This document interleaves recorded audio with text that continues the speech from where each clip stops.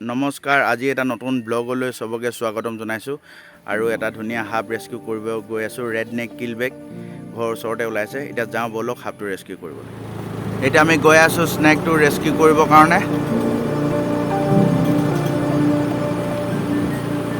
আৰু যিসকলে আমাৰ ইউটিউব চেনেলটো ছাবস্ক্ৰাইব কৰা নাই আপোনালোকে ছাবস্ক্ৰাইব কৰি দিব আৰু ভিডিঅ'টো শেষলৈকে চাব আৰু কেনেকুৱা ধৰণে ৰেস্কিউ কৰিছোঁ, সাপ কেনেকৈ হেণ্ডেল কৰা হয়, নতুন যিসকল ৰেস্কিউৱাৰ ইহঁতি শিকিবলৈও পাৰিব আৰু কেনেকুৱা ধৰণে ৰেস্কিউ কৰোঁ চাওকচোন। আহক কিমান ইজিলি এটা স্নেক ৰেস্কিউ কৰিব পাৰি, আহক চাওঁ।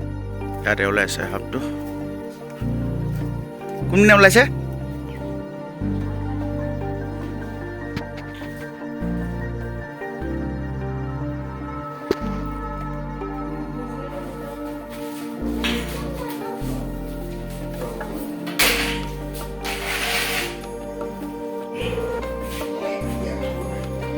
बहुत उत्पत्तिया है पिछलिया नेকি हम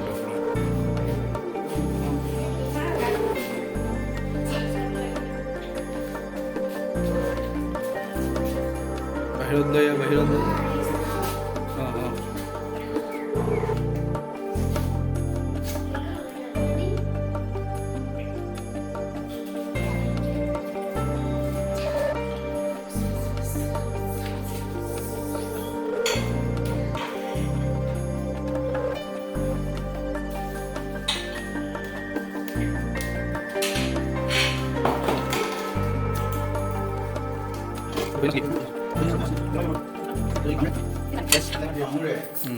তেতিয়াহ'লে আপোনাৰ গেছ বমি হ'ব পাৰে, পদা জেগাৰ পৰা তেজ ওলাই যাব পাৰে যদি পদা হয়। আৰু এইটো যদি মানে বডিটো ইয়াৰ মানে বিষ আছে, এইটো যদি কিছুমান মানুহ নাথাকে নেকি, কিছুমান ৰাক্ষস মানুহ থাকে ন, সাপটো মানে খাই দিয়ে যে, খাই দিলেও মৰি যাব। এইটো সেই জংঘল পিনে এৰি দিয়ে নেকি, আকৌ আহি যাব।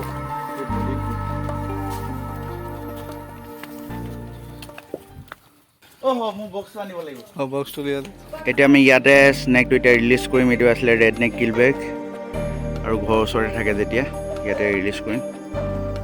এইখিনিতে ৰাস্তাৰ ওচৰতে আমি ৰিলিজ কৰিম।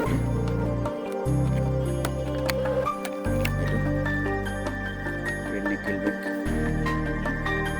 সোমাই আছে।